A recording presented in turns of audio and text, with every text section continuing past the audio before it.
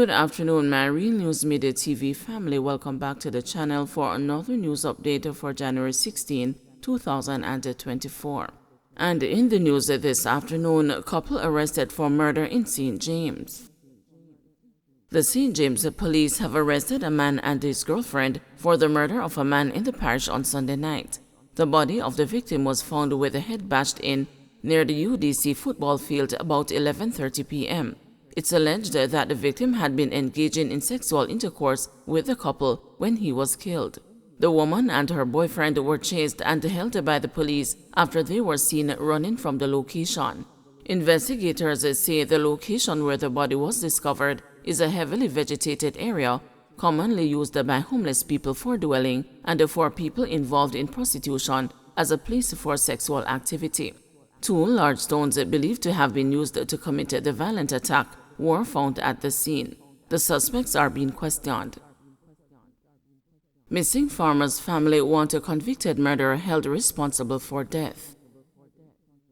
Relatives of the Portland farmer who went missing almost 9 years ago amid a court case with Denville in Bobla Minot, the convicted contract killer in the murder of businesswoman Tonya McDonald, wanted the police to relaunch an investigation into his disappearance.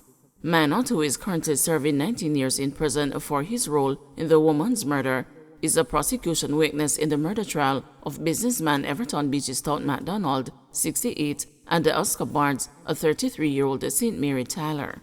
The married convict earlier testified that he had been contracted by McDonald to kill his wife Tonya for $3 million, but hired Barnes to do the killing as he had never killed anyone before and could not do it. The missing father of 5, Ian Smith, who has since been found dead, disappeared without a trace on January 28, 2015, a day before the start of his trial with Minot in the then Port Antonio resident magistrate's court. The 48-year-old murder convict was to face a trial on a charge of unlawful wounding for shooting Smith with a fish gun. Smith's eldest daughter, Tasha Gay Smith, said the altercation was over property.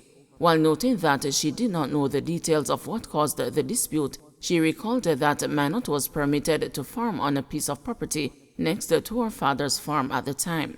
However, she said the dispute resulted in Minot going for his fish spear to shoot her father. His lung was damaged and he spent quite a long time in the National Chest Hospital, she shared. Minot was a person of interest in Smith's disappearance but was never charged. According to former crime officer in charge of Portland, Superintendent Richard Hilton, the evidence was never enough to charge him.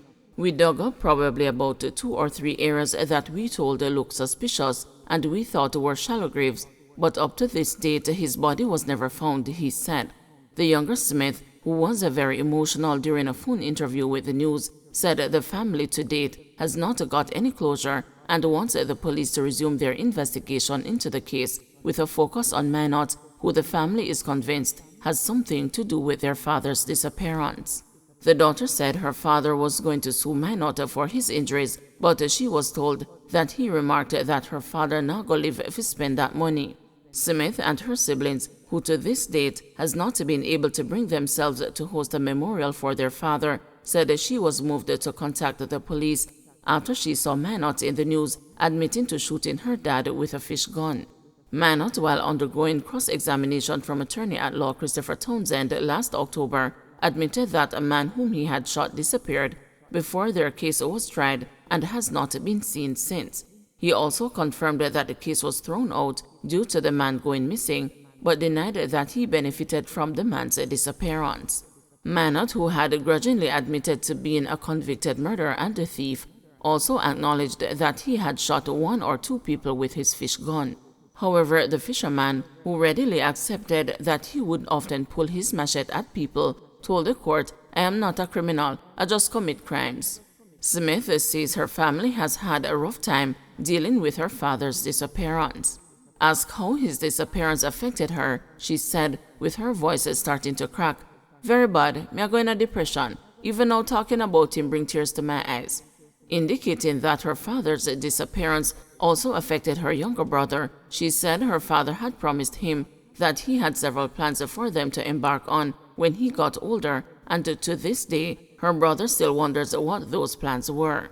Additionally, Smith said her father's brother took it very hard and developed mental problems and to date wonders about talking to himself. With everything that happens, I bear people are call me and say forget justice for my father, she said.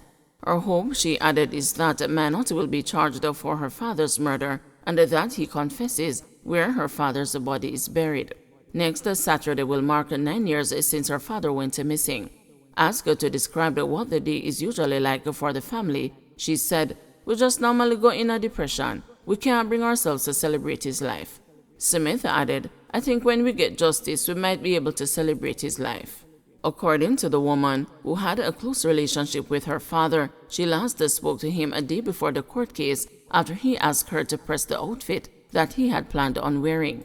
However, she said she did not see her father when he came to collect the outfit, but discovered he went missing after he failed to show up at the hearing. Added to that, Smith said when she checked his house, she saw the outfit that he was supposed to wear. In the meantime, Superintendent Hilton said when he realized that the Manot was involved in the murder case, he reached out to the investigating officer after Smith called him and asked her to look back at the case. He indicated, however, that he would have to follow up with her to see if anything was done or is being done. Criminal matters are never closed. Once we have witnesses coming forward and we can verify them, we can go ahead, and once we have the evidence, we are going to go for it, he added. Indicom launches probe after cop shoots a neighbor's dog during dispute. A police constable is being investigated by the Independent Commission of Investigations after he reportedly opened fire on a dog during a domestic dispute involving his neighbors in Clarendon on Sunday. The incident occurred at Old Quarry Road, Twin Palm Estate in the parish about 8 a.m. It is reported that the policeman intervened in a heated dispute involving two of his neighbors. While trying to de-escalate the situation, the police was forced to pull his weapon when a German Shepherd dog owned by one of the disputing neighbors reportedly attacked him. The neighbor also owned two Rottweilers who were reportedly in the vicinity. The constable told the investigators that he shot the dog because he feared for his life. The dog was shot in the left ear and is being treated. Indicom was later notified of the shooting. PNP defends a decision to select a new candidate for Greenhill Division in Westmoreland. The People's National Party has defended its process of selecting a candidate for the Greenhill Division in the Westmoreland Municipal Corporation.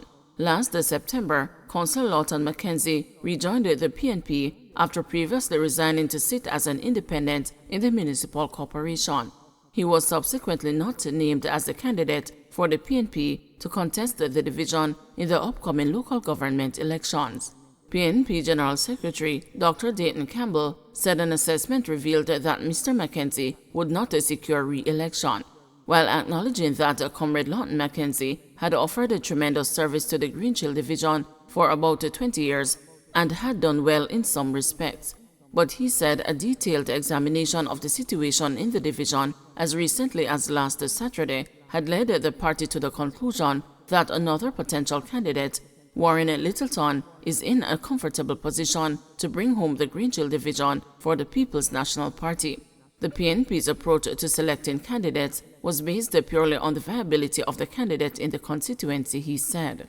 Our approach to selecting candidates is based on their viability in a constituency. Councillor Lawton Mackenzie is a comrade that has offered tremendous service to the Greenhill Division for I think about 20 years. Certainly he would have achieved some things, and there are other things that he would have wanted to achieve that he wasn't able to, just based on how the system is set. In assessing the Greenhill Division, we would have done our assessment, would have done our polling in there, and we were in the field up until Saturday, double-checking some information from the Greenhill Division. And when we made the assessment, Warren Littleton is in a comfortable position to bring home the Greenhill Division for the People's National Party.